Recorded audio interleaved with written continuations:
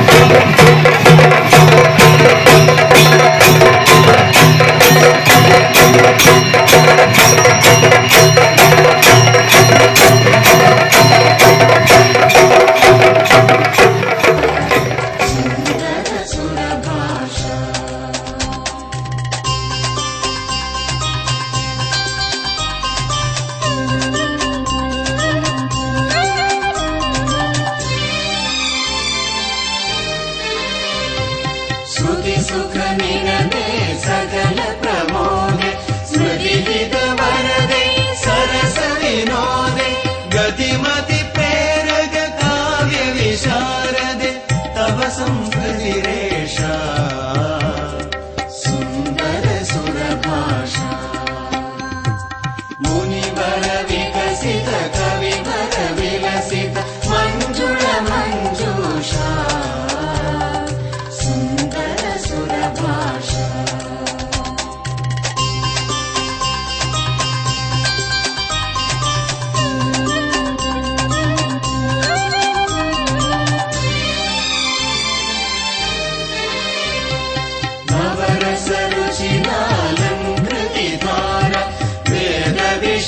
वेदांत विचार वैद्य व्योम शास्त्रादि विहार विजयते धराया सुन्दर सुरभाषा मुनिवर विकसित कविवर विलसित मंजुळ मंजूषा सुन्दर सुरभाषा सुन्दर सुरभाषा सुन्दर सुरभाषा नामुपमश्यवस्तमं ज्येष्ठराजं ब्रह्मणां ब्रह्मणस्पत आनन् शृण्वन्नोतिभिः साधनम् त्वमसि शरण्या त्रिभुवनधन्या ಸುರಮುನಿವಂದಿತ ಚರಣ. ಇಂದಿನ ನಮ್ಮ ಸಿದ್ಧಗಂಗಾ ವಿದ್ಯಾಸಂಸ್ಥೆಯ ಅಧ್ಯಕ್ಷರು ಆದಂತಹ ಪರಮ ಪೂಜ್ಯರು ಆದಂತಹ ಶ್ರೀ ಶ್ರೀ ಶ್ರೀ ಸಿದ್ಧಲಿಂಗ ಸ್ವಾಮೀಜಿಯವರ ಅಡಿದಾವರಗಳಲ್ಲಿ ಕೊಡಮುಡುತ್ತಾ ಹಾಗೆ ಸಿದ್ಧಗಂಗಾ ಗುರು ಪರಂಪರೆಗೆ ನಮಸ್ಕರಿಸುತ್ತಾ ಅರಳೂರಿನ ಅಧಿದೇವತೆ ಶ್ರೀ ವೀರಭದ್ರ ಸ್ವಾಮಿಯ ಆಶೀರ್ವಾದ ನಮ್ಮ ನಿಮ್ಮೆಲ್ಲರ ಮೇಲಿರ್ತಿ ಅಂತ ಪ್ರಾರ್ಥಿಸ್ತಾ ಏನಿವತ್ತು ನಮ್ಮ ಸಿದ್ಧಗಂಗಾ ವಿದ್ಯಾಸಂಸ್ಥೆಯ ಒಂದು ಅಡಿಯಲ್ಲಿ ನಡೆಸುತ್ತಿದ್ದ ಶ್ರೀ ಸಿದ್ಧಗಂಗಾ ಸಂಸ್ಥೆ ಪಾಠಶಾಲೆ ಅರಳೂರು ಇಲ್ಲಿ ತುಮಕೂರು ಜಿಲ್ಲಾ ಮಟ್ಟದ ಸಂಸ್ಕೃತೋತ್ಸವ ಮತ್ತೆ ರಾಜ್ಯದಲ್ಲಿ ನಡೀತಕ್ಕಂಥ 300 ಕಾರ್ಯಕ್ರಮ ಉದ್ಘಾಟನಾ ಸಮಾರಂಭ ಅಂದರೆ ಅಸ್ಮಾಕಂ ಸಂಸ್ಕೃತಂ ಅಂತಕ್ಕಂಥ ಕಾರ್ಯಕ್ರಮ ಉದ್ಘಾಟನಾ ಸಮಾರಂಭ ಇಲ್ಲಿ ಹಮ್ಮಿಕೊಳ್ಬೇಕು ಅಂತ ನಾವು ಒಂದು ಚರ್ಚೆ ಮಾಡಿದ್ವಿ. ಎಲ್ಲ ಪುನೀತರನ್ನಾಗಿ ಮಾಡಿ ದಿವ್ಯ ಸಾನ್ನಿಧ್ಯವನ್ನು ವಹಿಸಿದ್ದಾರೆ.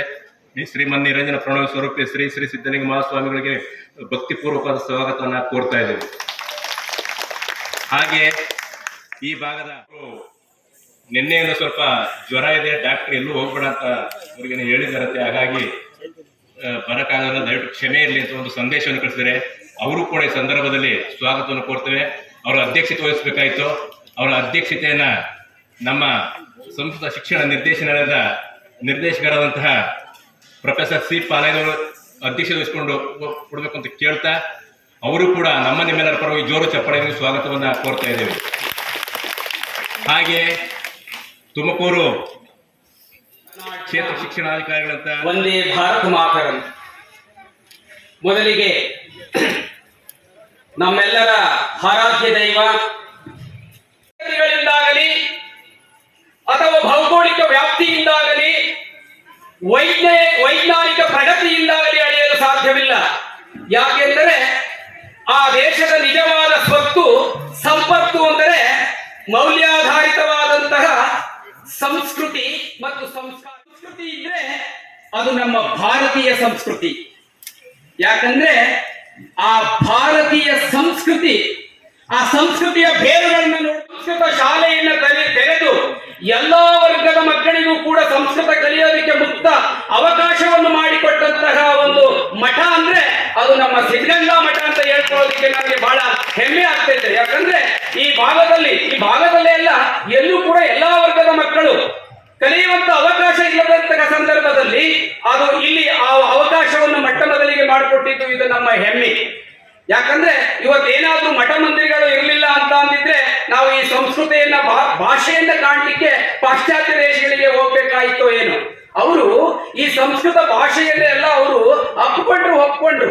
ನೋಡಿ ನೀವು ಹಿಂದೆ ಇವರು ವಾರಂಟಿ ಏಷದಲ್ಲಿ ಸುಪ್ರೀಂ ಕೋರ್ಟ್ ಚೀಫ್ ಜಸ್ಟಿಸ್ ಆಗಿ ಬಂದ ವಿಲಿಯಂ ಜೋನ್ಸ್ ಅವರು ಮೊದಲಿಗೆ ಬಂದ ತಕ್ಷಣ ಕಲ್ತಿದ್ದು ಅವರು ಸಂಸ್ಕೃತದ ಅಧ್ಯಯನವನ್ನ ಮಾಡಿದ್ರು. ಸಂಸ್ಕೃತ ಅಧ್ಯಯನವನ್ನು ಮಾಡಿ ಅವರು ಅಭಿಜ್ಞಾನ ಶಾಕುಂತಲವನ್ನು ಓದಿದ್ರು, ಭಗವದ್ಗೀತೆಯನ್ನು ಓದಿದ್ರು. ಆಮೇಲೆ ವಾರನ್ ಹೇಸ್ಟಿಂಗ್ಸ್ ಅನ್ನ ಕರೆದು ಹೇಳ್ತಾರೆ ಅವರು, ಹೇಸ್ಟಿಂಗ್ಸ್ ನಾವಿಲ್ಲಿಗೆ ಬಂದಿದ್ದು ಈ ದೇಶದಲ್ಲಿದ್ದಂತಹ ಏನು ಸಂಪತ್ತು ಬೆಳ್ಳಿ ಬಂಗಾರ ವಜ್ರ ವೈಡೂರ್ಯವನ್ನು ಹೊತ್ತೊಯ್ಯಬೇಕು ಅಂತ ಬಂದು, ಆದ್ರೆ ಈ ದೇಶದಲ್ಲಿರುವಂತಹ ಸಂಪತ್ತಿನಲ್ಲಿ ನಾವು ಅಂದ್ಕೊಂಡಿದ್ವಲ್ಲ ಆಡಿದನೋ ರಂಗ ಅದ್ಭುತದಿಂದಲಿ ಆಡಿದನೋ ರಂಗ ಅದ್ಭುತದಿಂದಲಿ ಆಡಿದನೋ ರಂಗ ಕಾಳಿಂಗನ ಪಣೆಯಲಿ ಆಡಿದನೋ ರಂಗ ಕಾಳಿಂಗನ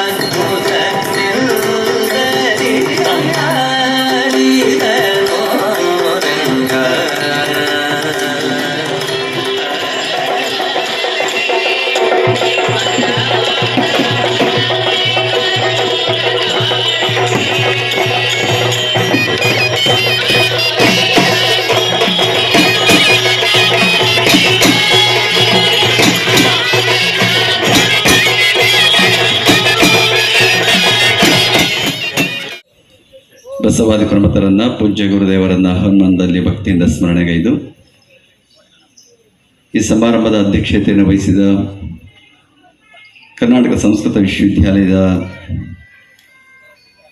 ನಿರ್ದೇಶಕರಾದ ಶ್ರೀ ಪ್ರೊಫೆಸರ್ ಸಿ ಪಾಲಯ್ಯನವರೇ, ಇವತ್ತಿನ ಕಾರ್ಯಕ್ರಮದ ಔಚಿತ್ಯವನ್ನು ಹೆಚ್ಚಿಸಿ ನಿಮ್ಮೆಲ್ಲರಿಗೂ ಕೂಡ ಸಂಸ್ಕೃತದ ಬಗ್ಗೆ ಹೆಚ್ಚು ಬೆಳಕು ಚೆಲ್ಲಲು ಆಗಮಿಸಿರುವ ಸಂಭಾಷಣಾ ಸಂದೇಶ ಇದರ ಸಹ ಸಂಪಾದಕರಾದ ಶ್ರೀ ಸೂರ್ಯ ಹೆಬ್ಬಾರ್ರವರೇ ಕೊಂಡು ಬರುವಂತಹ ಒಂದು ಪವಿತ್ರವಾದ ಕಾರ್ಯವನ್ನು ನಡೆಸ್ಕೊಂಡು ಬರ್ತಾ ಇದ್ದಾರೆ. ನಿನ್ನೆ ಅದು ಮಾಡಬೇಕಾಗಿತ್ತು, ಆದರೆ ಅನಿವಾರ್ಯವಾಗಿ ಇವತ್ತಿಗೆ ಕಾರ್ಯಕ್ರಮವನ್ನು ಮುಂದೂಡಿಕೊಂಡು ನೀವು ಯಾವತ್ತು ಕಾರ್ಯಕ್ರಮ ಮಾಡ್ತೀರೋ ಅವತ್ತೇ ಸಂಸ್ಕೃತ ಹುಣ್ಣಿಮೆ ಅಂತ ತಿಳ್ಕೊಬೇಕು. ನೀವು ಯಾವತ್ತೂ ಕೂಡ ಕೇವಲ ಆ ದಿವಸಕ್ಕೆ ಮಾತ್ರ ಸೀಮಿತ ಆಗಬಾರದು. ಇಲ್ಲಿರೋರು ಬಹುತೇಕ ಎಲ್ಲ ಸಂಸ್ಕೃತ ಶಿಕ್ಷಕರೇ ಇರೋದ್ರಿಂದ ನಿಮಗೆ ಪ್ರತಿ ದಿವಸವೂ ಸಂಸ್ಕೃತ ಹುಣ್ಣಿಮೆ ಅಂತಲೇ ತಿಳಿಸ್ಕೊಂಡು ನೀವೆಲ್ಲ ಭಾವಿಸ್ಕೊಂಡು ನಿಮ್ಮ ಕರ್ತವ್ಯವನ್ನು ನಿರ್ವಹಿಸಬೇಕಾಗಿರುವಂಥದ್ದು. ಆದರೆ ಎಲ್ಲರೂ ಒಟ್ಟಾಗಿ ಒಂದು ಜಾಗೃತಿಯನ್ನು ಉಂಟು ಮಾಡಲಿ ಅಂತ ಹೇಳಿ ಇವತ್ತು ಸರ್ಕಾರದ ಆದೇಶದ ಮೇಲೆ ಪ್ರತಿ ವರ್ಷವೂ ಕೂಡ ಶ್ರಾವಣದ ಹುಣ್ಣಿಮೆಯಂದು ಈ ಸಂಸ್ಕೃತೋತ್ಸವವನ್ನು ಆಚರಣೆ ಮಾಡ್ಕೊಂಡು ಬರ್ತಾ ಇದ್ದಾರೆ. ಅದರ ಜೊತೆಗೆ ಸರಣಿ ಕಾರ್ಯಕ್ರಮವಾಗಿರುವಂತಹ ಅಸ್ಮಾಕಂ ಸಂಸ್ಕೃತಂ ಅನ್ನುವಂತಹ ಧ್ಯೇಯ ವಾಕ್ಯದೊಂದಿಗೆ ನಾಡಿನಾದ್ಯಂತ ಸಂಸ್ಕೃತ ಪಾಠಶಾಲೆಗಳಲ್ಲಿ ಈ ಒಂದು ಕಾರ್ಯಕ್ರಮಗಳನ್ನು ಆಯೋಜಿಸಿಕೊಂಡು ಬರ್ತಾ ಇದ್ದಾರೆ. ಅದರ ಉದ್ಘಾಟನೆಯನ್ನು ಇಲ್ಲಿ ನೆರವೇರಿಸಿದ್ದಾರೆ. ಈಗಾಗಲೇ ಪ್ರಾಸ್ತಾವಿಕವಾಗಿ ಮಾತನಾಡಿದಂತಹ ಗಂಗಾಧರಯ್ಯನವರು ನಮ್ಮ ದೇಶದ ಸಂಸ್ಕೃತಿ ಪರಂಪರೆ, ಅದರ ಜೊತೆಗೆ ಸಂಸ್ಕೃತ ಭಾಷೆಯ ಮಹತ್ವ ಎಲ್ಲವನ್ನ ಕುರಿತು, ಜೊತೆಗೆ ಅದರ ಬೆಳವಣಿಗೆಗೆ ಪೂರಕವಾಗಿ ಹೇಗೆಲ್ಲ ಮಠಮಾನ್ಯಗಳು ನಡ್ಕೊಂಡು ಬರ್ತಿದ್ದಾವೆ ಅಂತೇಳಿ ಅದರ ಬಗ್ಗೆ ಹೆಚ್ಚು ಮಾತುಗಳನ್ನು ತಿಳಿಸಿರುವಂತಹ ಅವರು. ನಮ್ಮ ಭಾರತೀಯ ಪುರಾತನ ಭಾಷೆಗಳಲ್ಲಿ ಅತ್ಯಂತ ಮುಖ್ಯವಾಗಿರುವಂಥದ್ದು ಸಂಸ್ಕೃತ ಭಾಷೆ ಅನ್ನೋದು ಇಡೀ ಪ್ರಪಂಚಕ್ಕೆ ಗೊತ್ತಿರುವಂತಹದ್ದು. ಅದರಲ್ಲಿ ಕೂಡ ನಮ್ಮ ದೇಶದಷ್ಟೇ ಅಲ್ಲ, ಪ್ರಪಂಚದಲ್ಲೇ ಒಂದು ಮುಖ್ಯವಾಗಿರುವಂತಹ ಪ್ರಾಚೀನ ಭಾಷೆ ಅಂದರೆ ಅದು ನಮ್ಮ ಸಂಸ್ಕೃತ ಭಾಷೆ ಅಂತೇಳಿ ನಾವೆಲ್ಲರೂ ಕೂಡ ಹೆಮ್ಮೆಯಿಂದ ಹೇಳ್ಕೊಳ್ಬೇಕಾಗಿರುವಂತಹದ್ದು. ಈ ಭಾಷೆ ಇವತ್ತು ಅಂದು ಇಂದು ಮುಂದು ಅನ್ನುವಂತಹ 3 ಚಿಂತನೆಗಳನ್ನು ನಾವು ಮಾಡಬೇಕಾಗಿರುವಂಥದ್ದು. ಅಂದು ತುಂಬ ವಿಜೃಂಭಣೆಯಿಂದ ಇತ್ತು, ಶ್ರೀಮಂತವಾಗಿತ್ತು. ಏನವತ್ತು ಸಂಸ್ಕೃತದಲ್ಲಿ ಏನೆಲ್ಲ ಕಾವ್ಯಗಳು, ಪುರಾಣಗಳು, ಇತಿಹಾಸ ಏನಿಲ್ಲ ಅದರೊಳಗೆ ನಿಮಗೆ ಪ್ರತಿಯೊಂದು ವಿಚಾರವೂ ಕೂಡ ಸಂಸ್ಕೃತ ಭಾಷೆಯಲ್ಲಿ ಸಮೃದ್ಧವಾಗಿದೆ ಇವತ್ತು. ಆದರೆ ಬರ್ತಾ ಬರ್ತಾ ಅದು ಗಂತಸ್ಥವಾಗಿ ಉಳಿತಾ ಇದೆ, ಆದರೆ ಅದು ಬದುಕಿನೊಳಗೆ ಅಳವಡಿಸೋದು ತುಂಬ ಕಡಿಮೆ ಆಗ್ತಾ ಇದೆ. ಇಂದಿನ ಪರಿಸ್ಥಿತಿಗೆ ನೀವು ನೋಡ್ಕೊಂಡು ಬಂದರೆ, ನಿನ್ನೆ ಒಂದು ಲೇಖನ ಇದೆ, ನೀವು ಓದಿರಬೇಕು ಅಂತೀನಿ, ಪ್ರಜಾವಾಣಿಯಲ್ಲಿ ಸಂಗತಿ ಅಂತ ಒಂದು ಲೇಖನ ಇದೆ ನಿಮಗೆ. ಭಗವಾನ್ ಅನ್ನುವಂಥವ್ರು ಬರೆದಿದ್ದಾರೆ. ನಾವೆಲ್ಲ ಶಿಕ್ಷಕರು ಓದಬೇಕು ಇದನ್ನು. ಯಾರು ಸಂಸ್ಕೃತ ಬೋಧನೆ ಮಾಡ್ತಾರೆ ಅವರೆಲ್ಲರೂ ಕೂಡ ಆ ಲೇಖನವನ್ನು, ಪುಟ್ಟ ಲೇಖನ ಇದೆ, ಅದನ್ನು ಓದಲೇಬೇಕು ನಿಮಗೆ. ಸಂಸ್ಕೃತ ಜ್ಞಾನದ್ರೋಹ ಸಲ್ಲದು ಅಂತೇಳಿ ಅದರ ಲೇಖನವನ್ನು ಅವರು ಬರೆದಿದ್ದಾರೆ. ತುಂಬ ಅವರು ಚೆನ್ನಾಗಿ ವಿಚಾರವನ್ನು ತಿಳಿಸಿ ನಮಗೆ ಹೇಗೆ ಬೆಳೆದು ಬಂತು, ಈಗ ಏನಾಗ್ತಾ ಇದೆ, ನಾವು ಹೇಗೆ ಬೆಳೀಬೇಕು, ಅದನ್ನು ಉಳಿಸ್ಬೇಕು ಅನ್ನುವಂತಹ ಚಿಂತನೆಗಳನ್ನು ಇಟ್ಕೊಂಡು ತುಂಬ ಒಂದು ಅರ್ಥಪೂರ್ಣವಾದಂತಹ ಪುಟ್ಟ ಲೇಖನವನ್ನು ಅವರು ಬರೆದಿರುವಂತಹ ಅವರು. ಆ ಲೇಖನವನ್ನು ನೀವೆಲ್ಲರೂ ಕೂಡ ದಯವಿಟ್ಟು ಅದನ್ನು ಓದಬೇಕು, ಕಟ್ ಮಾಡಿ ಇಟ್ಕೋಬೇಕು ನೀವೆಲ್ಲರೂ ಕೂಡ, ನಮ್ಮ ಸಂಸ್ಕೃತ ಅಧ್ಯಾಪಕರೆಲ್ಲರೂ ಕೂಡ. ಇವತ್ತು ನಾವೆಲ್ಲರೂ ಕೂಡ ಸಂಸ್ಕೃತ ಬೋಧನೆ ಮಾಡುವಂತಹವರು ಸಂಸ್ಕೃತದಲ್ಲೇ ಬೋಧಿಸಬೇಕು, ಆಗಲೇ ನಮ್ಮ ಸಂಸ್ಕೃತ ಉಳಿತದೆ ಎನ್ನುವಂತಹ ಮಾತನ್ನು ಅವರು ಬರೆದಿದ್ದಾರೆ, ಸ್ಪಷ್ಟವಾಗಿ ಬರೆದಿದ್ದಾರೆ. ನಾವು ಸಂಸ್ಕೃತವನ್ನು ಕನ್ನಡದಲ್ಲಿ ಬೋಧನೆ ಮಾಡೋದು ಅದರಿಂದ ಏನೂ ಪ್ರಯೋಜನ ಆಗ್ತಾ ಇಲ್ಲ. ಸಂಸ್ಕೃತವನ್ನು ಸಂಸ್ಕೃತದ ಮೂಲಕವೇ ಬೋಧನೆ ಮಾಡಿದಾಗ ಮಾತ್ರ ಅದನ್ನು ಹೆಚ್ಚು ಬೆಳೆಸೋದಕ್ಕೆ ಸಾಧ್ಯ ಆಗ್ತದೆ ಎನ್ನುವಂತಹ ಮಾತನ್ನು ಅವರು ತಿಳಿಸಿದ್ದಾರೆ.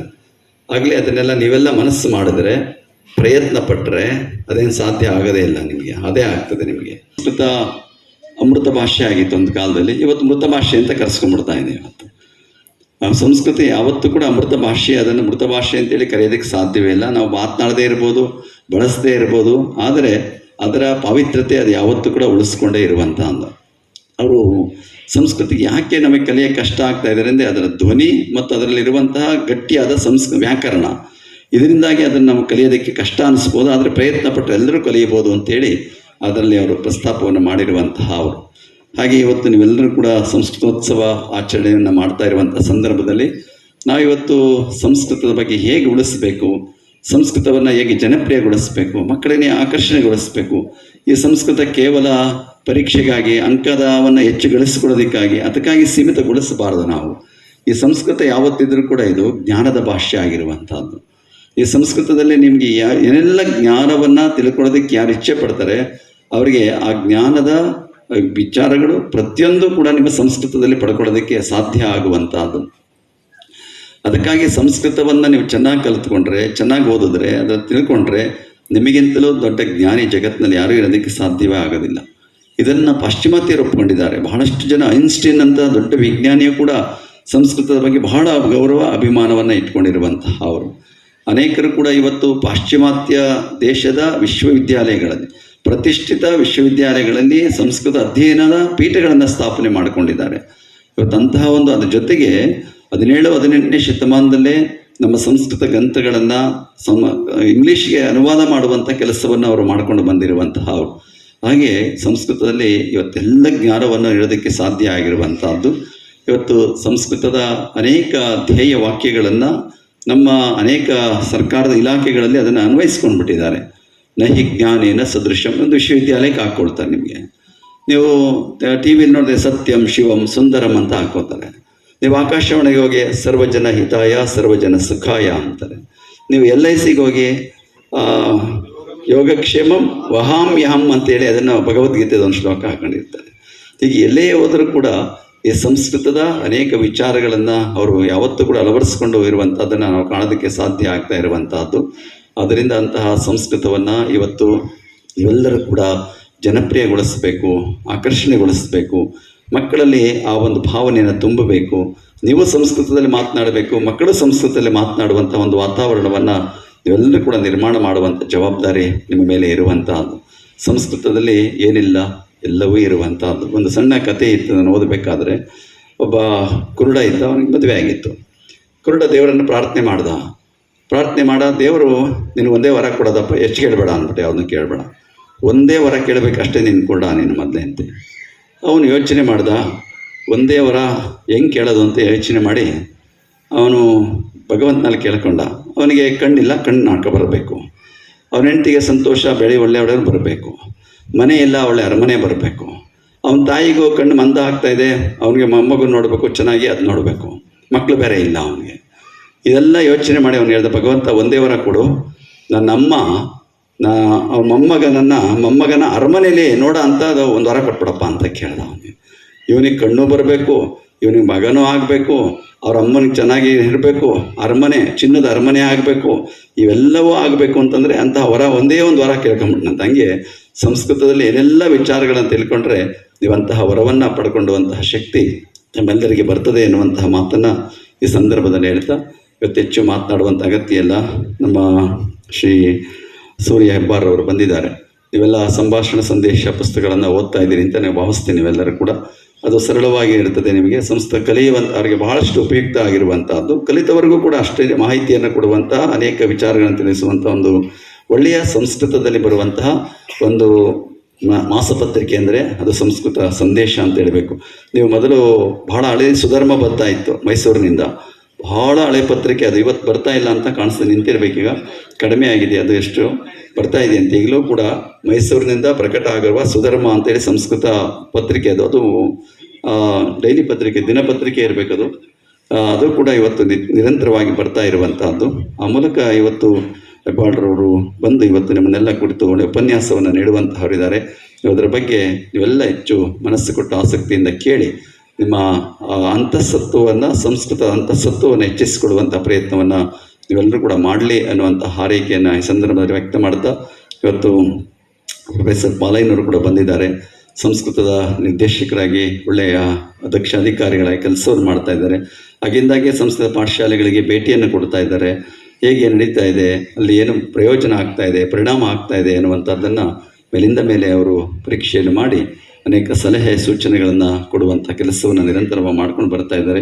ಇವತ್ತು VC ಅವರು ಬರಬೇಕಾಗಿತ್ತು, ಹಲ್ಯ ತಾಯಿಯವರು, ಆದರೆ ಅನಿವಾರ್ಯ ಕಾರಣಕ್ಕೆ ಬರಲಿಕ್ಕೆ ಸಾಧ್ಯ ಆಗದೆ ಹೋದರೂ ಕೂಡ ಪಾಲಯ್ಯನವರು ಬಂದು ಅದರ ಅಧ್ಯಕ್ಷತೆಯನ್ನು ವಹಿಸಿ ಈ ಕಾರ್ಯಕ್ರಮವನ್ನು ಯಶಸ್ವಿಗೊಳಿಸ್ತಾ ಇದ್ದಾರೆ. ಅವರು ಹೇಳ್ತಾ ಇದ್ದರು, ಈಗಾಗಲೇ 9-10 ಲಕ್ಷ ಇದಕ್ಕೆ ತೆಗೆದಿಟ್ಟಿದ್ದೀವಿ ಈ ಕಾರ್ಯಕ್ರಮಕ್ಕೆ, ಸರಣಿ ಅಸ್ಮಾಕಂ ಸಂಸ್ಕೃತಂ ಕಾರ್ಯಕ್ರಮಕ್ಕೆ. ಈ ಕಾರ್ಯಕ್ರಮದ ಎಲ್ಲವೂ ಕೂಡ ಒಂದು ತಿಂಗಳು, ಸೆಪ್ಟೆಂಬರ್ 30ರವರೆಗೂ ಕೂಡ ಈ ಕಾರ್ಯಕ್ರಮ ನಿರಂತರವಾಗಿ, ಅದು 30ನೇ ತಾರೀಕು ಅದು ಸಮಾರೋಪ ನಡೆಯುವಂಥದ್ದು. ಅಲ್ಲಿವರೆಗೂ ಈ ಕಾರ್ಯಕ್ರಮ ನಿರಂತರವಾಗಿ ನಡ್ಕೊಂಡು ಬರ್ತಾ ಇದೆ. ಅದರಲ್ಲೂ ಕೂಡ ಇದು ಪಟ್ಟಣದಲ್ಲಿ ನಡೆಯೋದಿಲ್ಲ, ಅದು ಹಳ್ಳಿ ಕಡೆ ಮಾತ್ರ ಹಳ್ಳಿಯ ಶಾಲೆಗಳಲ್ಲಿ ಮಾತ್ರ ಇದನ್ನು ನಡೆಸ್ಕೊಂಡು ಬರ್ತೇವೆ ಎನ್ನುವಂತಹ ಮಾತನ್ನು ಹೇಳ್ತಾ ಇದ್ರು. ಇದು ಹಳ್ಳಿಗಳ ಕಡೆಗೆ ಹೆಚ್ಚು ಹೆಚ್ಚು ಕೊಂಡೊಯ್ಯುವಂಥ ಪ್ರಯತ್ನ ನಿರಂತರವಾಗಿ ಮಾಡಲಿ. ಇವತ್ತು ನೀವೆಲ್ಲರೂ ಕೂಡ ಏನು ಈ ಸಂಸ್ಕೃತವನ್ನು ಉಳಿಸಬೇಕು, ಬೆಳೆಸಬೇಕು, ಇದನ್ನು ಅಮೃತ ಭಾಷೆಯಾಗಿಯೇ ಇದನ್ನು ನಾವು ಯಾವತ್ತು ನೋಡಬೇಕು ಅನ್ನುವಂಥ ಕನಸಿದೆ. ಇವತ್ತು ಅದಕ್ಕೆ ನೀವೆಲ್ಲರೂ ಕೂಡ ಜವಾಬ್ದಾರಿಯಿಂದ ಕೆಲಸವನ್ನು ಮಾಡಬೇಕಾಗಿದೆ. ಅದು ನಿಮ್ಮ ಕೈಲಿದೆ. ಇಲ್ಲಿ ಸಂಸ್ಕೃತ ಶಿಕ್ಷಕರಿದ್ದಾರೆ, ಅವರ ಕೈಲಿ ಅದು ಜಾಸ್ತಿ ಆಗಿರುವಂಥದ್ದು. ಎಷ್ಟೇ ಆದೇಶಗಳು ಬರಲಿ, ಎಷ್ಟೇ ನಿಮ್ಮ ಬೇರೆ ಬೇರೆ ವಿಚಾರಗಳಿರಲಿ, ಎಲ್ಲ ಪೀಠೋಪಕರಣ ಇರಲಿ, ಎಲ್ಲ ಇದ್ದರೂ ಕೂಡ ಅದನ್ನು ಮಾಡಬೇಕಾಗಿರುವಂತಹವರು, ಅದನ್ನು ಜಾಗೃತಗೊಳಿಸಬೇಕಾಗಿರುವಂಥವರು ಶಿಕ್ಷಕರಾದ ನಿಮ್ಮ ಕೈಲಿ ಇರುವಂತಹದ್ದು. ನೀವು ಯಾವತ್ತೂ ಕೂಡ ನೀವು ಉಪನಿಷತ್ನೇದಾಗಿ ಸ್ವಾಧ್ಯಾಯ ಪ್ರವಚನಾಭ್ಯಾಮ್ ನ ಪ್ರಮದಿತವ್ಯಂ ಅನ್ನೋದಿದೆಯಲ್ಲ, ಅದನ್ನು ನಿಮ್ಮ ಉಸಿರನ್ನಾಗಿಸ್ಕೋಬೇಕು. ಯಾವಾಗಲೂ ಕೂಡ ನೀವು ಅದನ್ನು ಯಾವತ್ತೂ ನಿಮ್ಮ ಬದುಕಿನೊಳಗೆ ನಿಮ್ಮ ಎರಡು ಕಣ್ಣುಗಳಂತೆ ಭಾವಿಸಿ ಸ್ವಾಧ್ಯಾಯ ಮತ್ತು ಪ್ರವಚನ ಎರಡನ್ನೂ ಕೂಡ ಅಷ್ಟೇ ಸಮರ್ಥವಾಗಿ ನಿರ್ವಹಿಸುವಂತಹ ಉತ್ತಮ ಶಿಕ್ಷಕರಾಗಿ ನೀವೆಲ್ಲರೂ ಕೂಡ ಇದಕ್ಕೆ ನ್ಯಾಯ ಒದಗಿಸುವಂಥ ಕೆಲಸವನ್ನು ತಾವೆಲ್ಲರೂ ಕೂಡ ಮಾಡಲಿ ಅಂತ ಹಾರೈಕೆಯನ್ನು ಸಂದರ್ಭದಲ್ಲಿ ವ್ಯಕ್ತ ಮಾಡ್ತಾ, ಇವತ್ತು ರಾಜಣ್ಣ ವಿಶೇಷವಾಗಿ ಜವಾಬ್ದಾರಿಯನ್ನು ತೆಗೆದುಕೊಂಡಿದ್ದಾನೆ. ನಮ್ಮ ಹರಳೂರಿನ ಸಂಸ್ಕೃತ ಭಾಷೆಯಲ್ಲಿ ಆ ಶಿಕ್ಷಕನ ಕೆಲಸ ಮಾಡ್ತಾ ಇರುವಂಥ ರಾಜಣ್ಣ, ಮತ್ತು ಸಂಘದಲ್ಲೂ ಕೂಡ ಕೆಲಸವನ್ನು ಮಾಡ್ತಾ ಇರುವಂಥ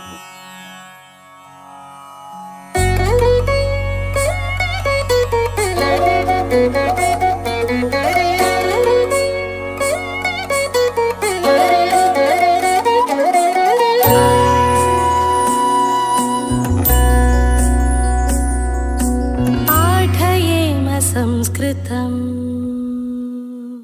ಮಹತ್ವವನ್ನು ಸಾರುವುದು ಈ ಹಾಡಿನ ಮುಖ್ಯ ಹಂದರ. ಹೃದಯವನ್ನು ಆರ್ದ್ರಗೊಳಿಸುವ ಈ ಸತ್ಯಪರತೆಯ ಕಥೆಯನ್ನು, ಸಾತ್ವಿಕ ಗೋವು ಪುಣ್ಯಕೋಟಿಯ ಕಥೆಯನ್ನು ಹೇಳುವ ಈ ಗೋವಿನ ಹಾಡನ್ನು ಈಗ ಕೇಳೋಣ ಬನ್ನಿ. ಧರಣಿ ಮಂಡಲ ಮಧ್ಯದೊಳಗೆ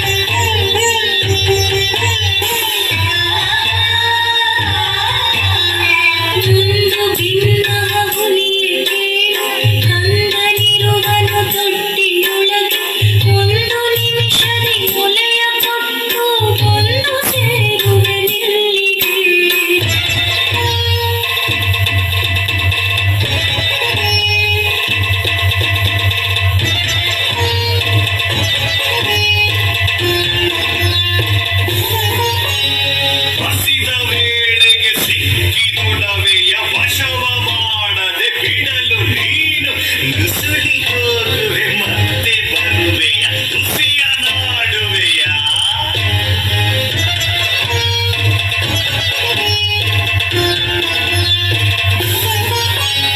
ಹಸಿದ ವೇಳೆಗೆ ಸಿಕ್ಕಿ ಕೊಡವೆಯ ವಶವ ಮಾಡದೆ ಬಿಡಲು ನೀನು ನುಸುಳಿ ಹೋಗುವೆ ಮತ್ತೆ ಬರುವೆಯ ಹುಸಿಯ ನಾಡುವೆ ಎಂದಿಗೂ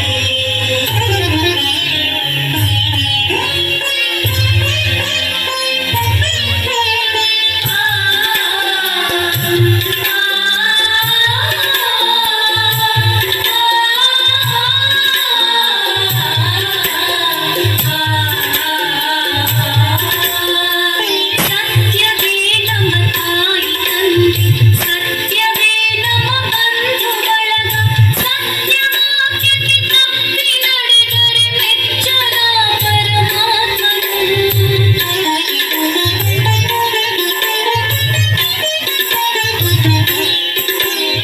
ಸತ್ಯವೇ ನಮ್ಮ ತಾಯಿ ತಂದೆ, ಸತ್ಯವೇ ನಮ್ಮ ಬಂಧು ಬಳಗ, ಸತ್ಯವಾಕ್ಯಕ್ಕೆ ತಪ್ಪಿ ನಡೆದರೆ ಮೆಚ್ಚದ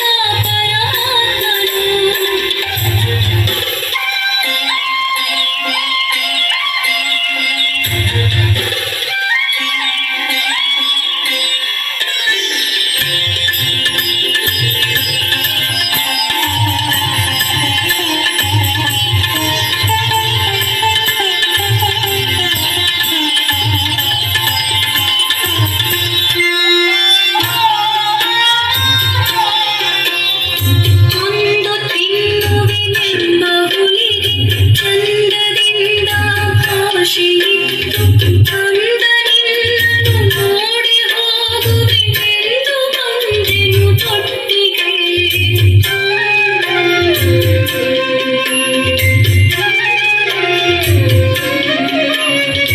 ಒಂದು ತಿನ್ನುವೆನೆಂಬ ಹುಲಿಗೆ ಚಂದದಿಂದ ಭಾಷೆಯಿತ್ತು, ಅಂದ ನಿನ್ನನ್ನು ನೋಡಿ ಹೋಗುವೆನೆಂದು ಬಂದೆನು ತೊಟ್ಟಿಗೆ.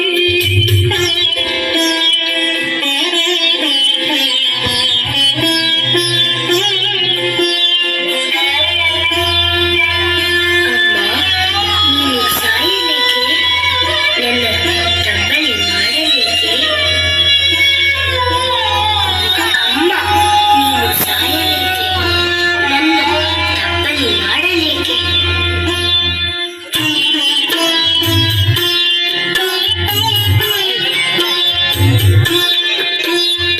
ಅಮ್ಮ, ನೀನು ಸಾಯಲೇಕೆ, ನನ್ನ ತಬ್ಬಲಿ ಮಾಡಲೇಕೆ. ಅಮ್ಮ, ನೀನು ಸಾಯಲೇಕೆ, ನನ್ನ ತಬ್ಬಲಿ ಮಾಡಲೇಕೆ. ಸುಮ್ಮನೆ ನಿಲ್ಲಿರುತ್ತ ಅಮ್ಮನಿಗೆ ಕರು ಹೇಳಲು, ದೊಡ್ಡ ಭಾಷೆಗೆ ತಪ್ಪಲಾರೆನು. ಕೆಟ್ಟ ಯೋಚನೆ ಮಾಡಲಾರೆನು, ದೊಡ್ಡ ಭಾಷೆಗೆ ತಪ್ಪಲಾರೆನು. ಕೆಟ್ಟ ಯೋಚನೆ ಮಾಡಲಾರೆನು, ನಿಷ್ಠೆಯಿಂದಲೇ ಕೋಪಿನಲ್ಲಿಗೆ ತಟ್ಟ ಕಡೆಗಿದು ಖಂಡಿತ.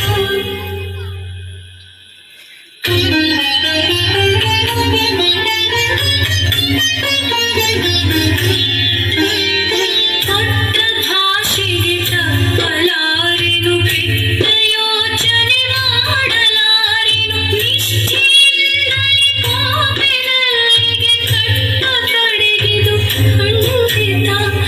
ಆರ ಮಳೆಯನ್ನು ಕುಡಿಯಲಮ್ಮ, ಆರ ಸೇರಿ ಬದುಕಲಮ್ಮ, ಆರ ಬಳಿಯಲ್ಲಿ ಮಲಗಲಮ್ಮ, ಆರು ನನಗೆ ಹಿತವರು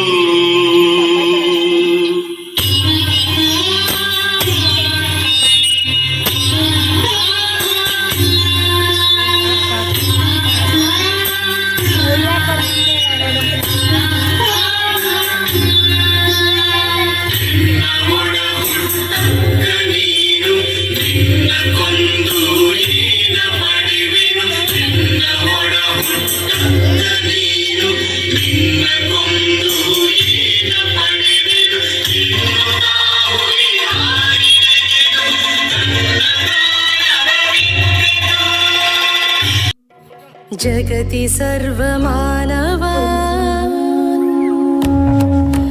पाठयेम संस्कृतं जगति सर्वमानवान् प्रापयेम भारतं सपदि परमवैभवम् ರಾಮಂ ರಾಮೋ ರಾಮಾನ್ ನಮಗೆಲ್ಲ ಗೊತ್ತಿದೆ. ನಾವು ಪ್ರತಿ ದಿವಸ ಕ್ಲಾಸಲ್ಲಿ ಇದನ್ನ ಹೇಳ್ತೀವಿ, ಏನು ಹೇಳಿಲ್ಲ ಅಂದ್ರು. ಎಷ್ಟು ವಿಭಕ್ತಿಗಳಿದೆ? ಒಟ್ಟು ಸಪ್ತ ವಿಭಕ್ತಯ ಸಂತಿ, 7 ವಿಭಕ್ತಿಗಳಿದೆ. ಈ 7 ವಿಭಕ್ತಿಗಳು ಒಂದೇ ಶ್ಲೋಕದಲ್ಲಿ ಬರುವ ಹಾಗೆ ಒಂದು ಶ್ಲೋಕವನ್ನ ಮಾಡಿದ್ದಾರೆ. ಅದು ಭಗವಂತನಾದಂತಹ ಶ್ರೀರಾಮಚಂದ್ರನ ಬಗ್ಗೆ. ಅದನ್ನ ನಾವು ನೋಡಬಹುದು. ಹೇಗಿದೆ ಶ್ಲೋಕ? ರಾಮೋ ರಾಜಮಣಿ ಸದಾ ವಿಜಯತೆ. ರಾಮ ಪ್ರಥಮ ವಿಭಕ್ತಿ ಬಂತು. ರಾಮಂ ರಮೇಶಂ ಭಜೆ. ರಾಮಂ ಅಂತ ದ್ವಿತೀಯ ವಿಭಕ್ತಿ ಬಂತು. ರಾಮೇಣ ಭಿಹತ ನಿಶಾಚರ ಚಮೋಹ. ರಾಮೇಣ ತೃತೀಯ ವಿಭಕ್ತಿ. ರಾಮಾಯ ತಸ್ಮೈ ನಮಃ. ರಾಮಾಯ ಚತುರ್ಥಿ ವಿಭಕ್ತಿ. ರಾಮಾತ್ ನಾಸ್ತಿ ಪರಾಯಣಂ ಪರತರಂ. ರಾಮಾತ್ ಪಂಚಮಿ ವಿಭಕ್ತಿ. ರಾಮಸ್ಯ ದಾಸೋಸ್ಮ್ಯಹಂ. ರಾಮಸ್ಯ ಅನ್ನುವಂಥದ್ದು ಷಷ್ಠಿ ವಿಭಕ್ತಿ. ರಾಮೇ ಚಿತ್ತಲಯ ಸದಾ ಭವತು ಮೇ. ರಾಮೇ ಸಪ್ತಮಿ ವಿಭಕ್ತಿ. ಹೇ ರಾಮ ಮಾಮುದ್ಧರ. ಹೇ ರಾಮ ಸಂಬೋಧನಾ ವಿಭಕ್ತಿ. ಎಲ್ಲ ವಿಭಕ್ತಿಗಳಲ್ಲೂ ಏಕವಚನದ ರೂಪಗಳು ಯಾವುದಿದೆ ಅದನ್ನೆಲ್ಲ ಒಂದೇ ಶ್ಲೋಕದಲ್ಲಿ ಹೇಳಿದಾನೆ. ರಾಮನ ಸ್ಮರಣೆ ಮಾಡಿದಾಗೂ ಆಯ್ತು, ರಾಮನಿಗೆ ಭಕ್ತಿಯೂ ಆಯ್ತು, ಎಲ್ಲ ವಿಭಕ್ತಿಗಳು ಆಯ್ತು. सपदि परमवैभवं पाठयेम संस्कृतं जगति सर्वमानवान् प्रापयेम भारतं सपदि परमवैभवम् सपदि परमवैभवं पाठयेम संस्कृतम्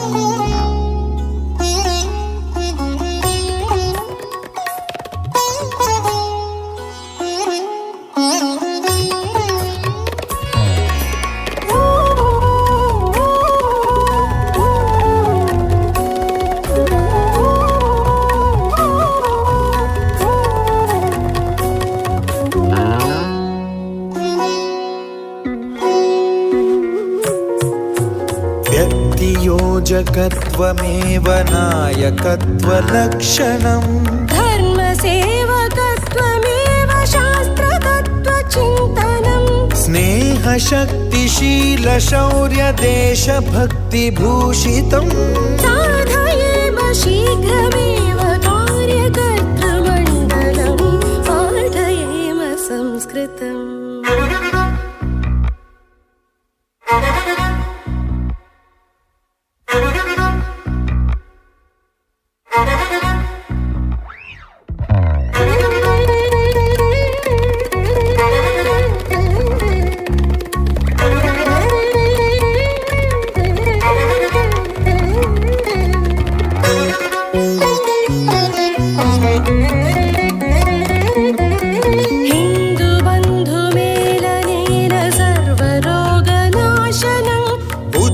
नीच जाति राज्य भेदभाववारणम् सामरस्य वर्धनेन शान्तिपूर्णजीवनम् कालयोग्यमेतदेव मोक्षदायि दर्शनम् पाठयेम संस्कृतम्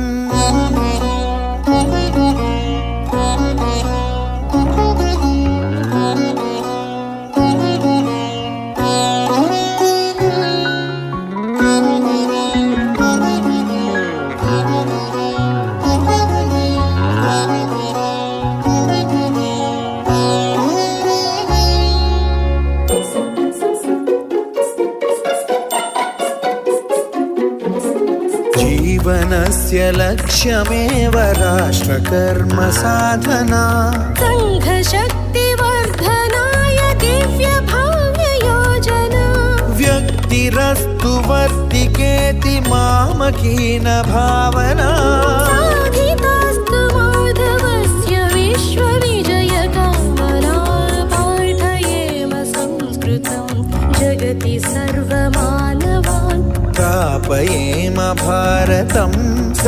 सपदि परमवैभवम् परमवैभवं पाठयेम संस्कृतं जगति सर्वमानवान् प्रापयेम भारतं सपदि परमवैभवम् वैभवं पाठयेम संस्कृतम्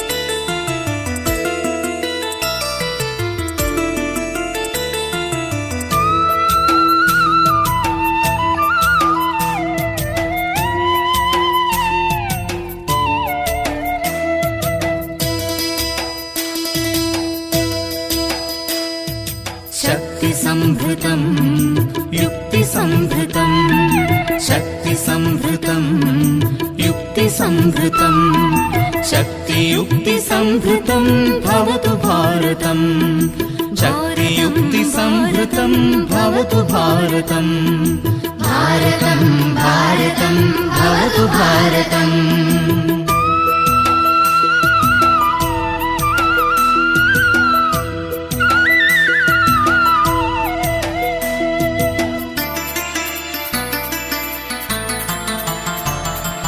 शस्त्रधारकं शास्त्रधारकं शस्त्रधारकं शास्त्रधारकं शस्त्रशास्त्रधारकं भवतु भारतम् शस्त्रशास्त्रधारकं भवतु भारतम् भारतं भारतं भवतु भारतम्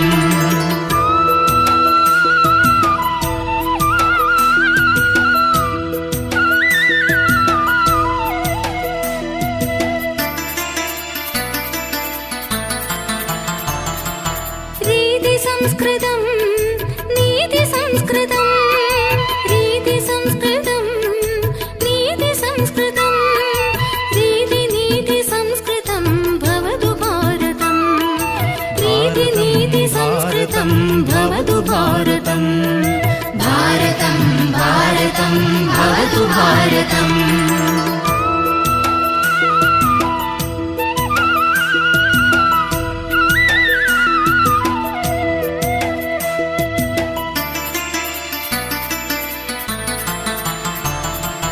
कर्मनैष्ठिकं धर्मनैष्ठिकं कर्मनैष्ठिकं धर्मनैष्ठिकं कर्मधर्मनैष्ठिकं भवतु भारतम् कर्मधर्मनैष्ठिकं भवतु भारतम् भारतं भारतं भवतु भारतम्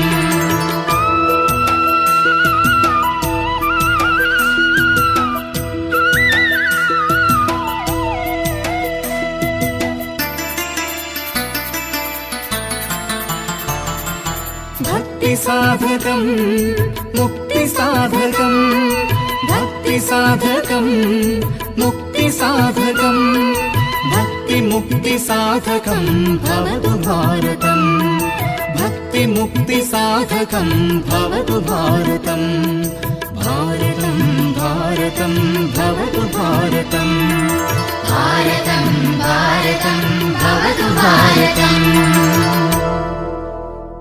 भारतं भारतं भवतु भारतम् भारतं भारतं भवतु भारतम् भारतं भारतं भवतु भारतम् भारतं भारतं भवतु भारतम्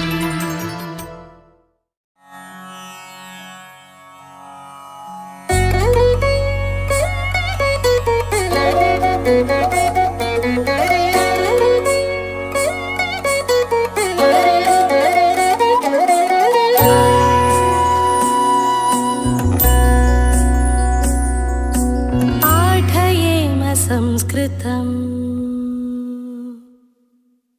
जगति सर्वमानवान् पाठयेम संस्कृतं जगति सर्वमानवान् प्रापयेम भारतं सपदि परमवैभवम् सपदि परमवैभवं पाठयेम संस्कृतं जगति सर्वमानवान् प्रापयेम भारतं सपदि परमवैभवम् सपदि परमवैभवं पाठयेम संस्कृतम्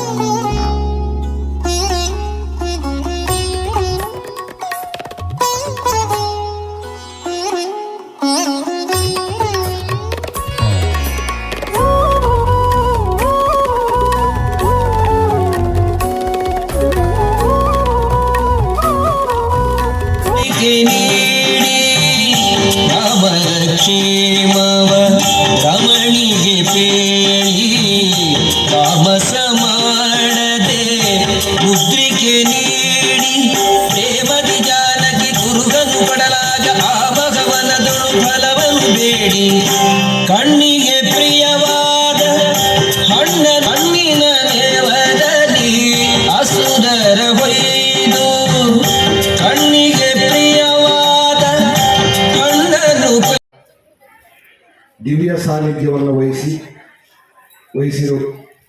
ವಹಿಸಿರುವ ಶ್ರೀಮನ್ ನಿರಂಜನ ಪ್ರಣವ ಸ್ವರೂಪಿ ಶ್ರೀ ಶ್ರೀ ಸಿದ್ಧಲಿಂಗ ಮಹಾಸ್ವಾಮಿಗಳು, ಪೂಜ್ಯ ಅಧ್ಯಕ್ಷರು ಸಿದ್ಧಲಿಂಗ ಮಠ, ಇವರು ತಮ್ಮ ಆಶೀರ್ವಚನ ಸಂದರ್ಭದ ಸಮಯದಲ್ಲಿ ಸಂಸ್ಕೃತವು ಕೇವಲ ಈ ಒಂದು ದಿನಕ್ಕೆ ಮಾತ್ರ ಸೀಮಿತವಾಗಬಾರದು, ಪ್ರತಿನಿತ್ಯನೂ ನಮ್ಮ ಜೀವನದ ಒಂದು ಭಾಗವಾಗಿ ನಾವು ಅಳವಡಿಸಿಕೊಳ್ಳಬೇಕು ಅಂತಕ್ಕಂಥ ಮಾತನ್ನು ಹೇಳಿದರು ಶ್ರೀಗಳು. ಈ ಒಂದು ಮಾತಿನಿಂದ ಎಷ್ಟು ಇದೆ ಅಂದರೆ, ಪ್ರತಿಯೊಬ್ಬರೂ ಸಹ ಈ ಒಂದು ಕಾರ್ಯಕ್ರಮಕ್ಕೆ ನಾವು ಏಕೆ ಭಾಗವಹಿಸಿದ್ವಿ ಅಂತಕ್ಕಂಥದ್ದು ನೀವು ಆತ್ಮಾವಲೋಕನ ಮಾಡಿಕೊಳ್ಳಬೇಕು. ಯಾಕಂದರೆ ನಾವು ಸಂಸ್ಕೃತ ಶಿಕ್ಷಕರಾಗಿ ನಮ್ಮ ಕೊಡುಗೆ ಏನು ಅಂತಕ್ಕಂಥದ್ದು ಬಹಳ ಮುಖ್ಯವಾಗಿರ್ತಕ್ಕಂಥದ್ದು. ನೀವು ಅದನ್ನು ತಿಳ್ಕೊಳ್ಬೇಕಂತ ನಂತರ ಆಮೇಲೆ ಮಾತಾಡಿದ ಬಗ್ಗೆ ಏನೇನು ನಾನು ಹೇಳ್ಬೇಕಂತ ಇದ್ದೀನಿ. ಅದರ ನಂತರ ಈ ಒಂದು ಸಂಸ್ಕೃತದ ಉಪನ್ಯಾಸವನ್ನು ಬಹಳ ಅಚ್ಚುಕಟ್ಟಾಗಿ ಕೊಟ್ಟು, ಸಂಸ್ಕೃತವು ತುಂಬ ಸರಳ ಅಂತಕ್ಕಂಥ ಒಂದು ಮಾತನ್ನು ಹೇಳಿರುವಂತಹ ಸೂರ್ಯಪ್ಪರವರಿಗೂ ಸಹ, ಶ್ರೀಗಳಿಗೂ ಸಹ, ಹಾಗೂ ವೇದಿಕೆ ಮೇಲೆ ಆಸೀನರಾಗಿರುವಂತಹ ಸಂಘದ ತುಮಕೂರು ಜಿಲ್ಲಾ ಸಂಸ್ಕೃತ ಪಾಠಶಾಲಾ ಶಿಕ್ಷಕರ ಸಂಘದ ಎಲ್ಲ ಪದಾಧಿಕಾರಿಗಳಿಗೂ ಮತ್ತು ರಾಜ್ಯ ಸಂಘದ ಪದಾಧಿಕಾರಿಗಳಿಗೂ, ಮಾಜಿ ಅಧ್ಯಕ್ಷರಿಗೂ ಹಾಗೂ ಅರಳೂರು ಗ್ರಾಮ ಪಂಚಾಯತಿಯ ಸರ್ವ ಸದಸ್ಯರಿಗೂ ಅಧ್ಯಕ್ಷರಿಗೂ ಸಹ ನನ್ನ ಆಹ್ವಾನ ಪತ್ರಿಕೆಯೇ ನಿಮಗೆ ಸಾಕ್ಷಿಯಾಗಬೇಕು. ಇದರಲ್ಲಿ ಮುದ್ರಿಸಿರುವಂತಹ ಆಹ್ವಾನಿತರ ಅಧ್ಯಕ್ಷರ ಹೆಸರುಗಳಲ್ಲಿ ಸಂಸ್ಕೃತದ ಪ್ರತಿಯೊಂದು ಸಂಸ್ಕೃತದ ಅಕ್ಷರವಿದೆ. ನಾನು ಒಂದು ಸಾರಿ ಓದ್ತೀನಿ, ಅದರಲ್ಲಿ ಯಾವ್ಯಾವುದು ಸಂಸ್ಕೃತ ಅಕ್ಷರ ಇರಬಹುದು ಅಂತಕ್ಕಂಥದ್ದು ನೀವು ಆತ್ಮಾವಲೋಕನ ಮಾಡಿಕೊಳ್ಳಿ.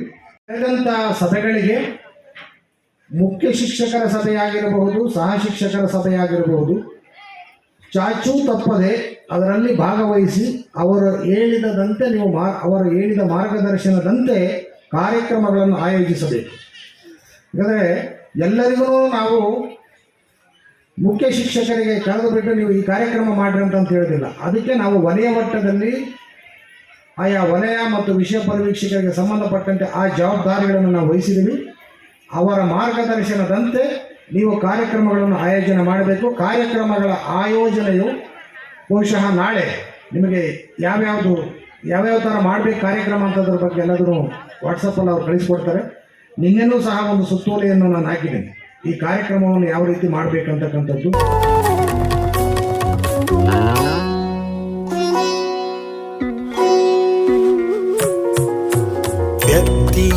ವ್ಯಕ್ತಿಯೋಜಕತ್ವಮೇವ ನಾಯಕತ್ವಲಕ್ಷಣಂ धर्मसेवकत्वमेव शास्त्रतत्त्वचिन्तनम् स्नेहशक्तिशीलशौर्यदेश